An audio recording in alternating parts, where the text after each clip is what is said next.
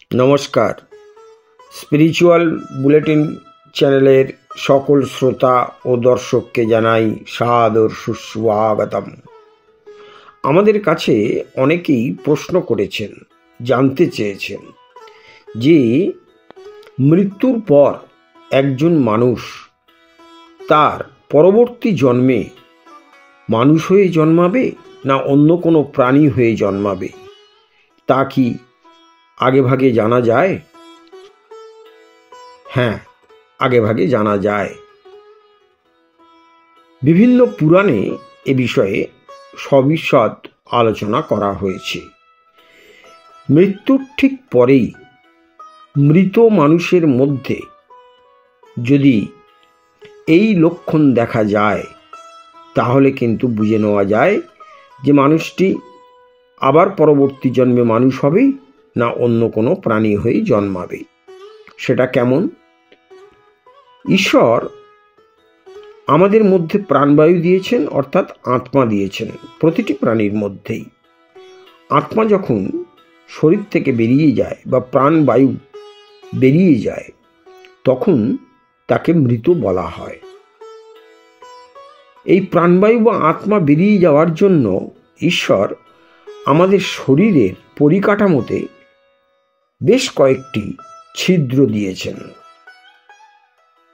মৃত্যুর পর এই ছিদ্রগুলো পর্যালোচনা করলে বা অবলোকন করলে বা দেখলে বোঝা যাবে যে মৃত মানুষটি পুনরায় জন্মগ্রহণ যদি করে, তাহলে সে মানুষ হয়ে জন্মাবে না অন্য কোনো প্রাণী হয়ে জন্মাবে।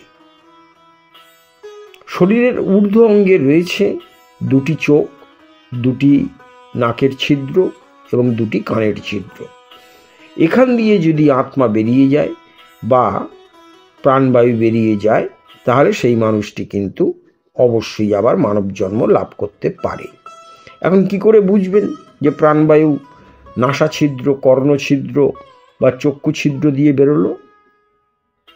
প্রাণবায়ু বা আত্মা যখন বেরিয়ে যায় এই ছিদ্রগুলি দিয়ে, তখন কিন্তু একটু রক্ত বেরোতে পারে, অথবা মুখগহ্বর মুখ হাঁ হয়ে যেতে পারে, চোখ বিস্ফারিত হয়ে বেরিয়ে আসতে পারে। আবার কান দিয়ে যদি আত্মা বা প্রাণবায়ু বেরিয়ে যায়, তাহলে কর্ণছিদ্র দিয়ে ঈষৎ হলেও রক্ত বেরোয়। আর শরীরের নিম্ন অঙ্গের দিকে রয়েছে জনন ছিদ্র এবং পায়ু ছিদ্র। এখান দিয়ে যদি আত্মা বা প্রাণবায়ু বেরিয়ে যায়, তাহলে মৃত্যুর সময়ই মানুষ মূত্রত্যাগ করে ফেলে অথবা মলত্যাগ করে ফেলে। তো মৃত্যুর পর যদি দেখা যায় যে কোনো মানুষ মূত্রত্যাগ কিংবা মলত্যাগ করে ফেলেছে, তাহলে কিন্তু বুঝে নিতে হবে সেই মানুষটি আর মানুষ হয়ে জন্মাবে না, পরবর্তীকালে সে অন্য কোনো প্রাণী হয়ে জন্মাবে। বিশেষত এমনটাই বলা হয়েছে যম সংহিতা গ্রন্থে। আশা করি আজকের আলোচনা আপনাদের খুব ভালো লেগেছে। আর ভালো লেগে থাকলে প্রতিদিন যেভাবে লাইক, শেয়ার, কমেন্টস করেন তেমন করবেন। আর যারা এখনও আমাদের এই চ্যানেলটি সাবস্ক্রাইব করেননি, তারা অবশ্যই চ্যানেলটি সাবস্ক্রাইব করে আমাদের পাশে থাকবেন। সকলে খুব ভালো থাকুন, আনন্দে থাকুন।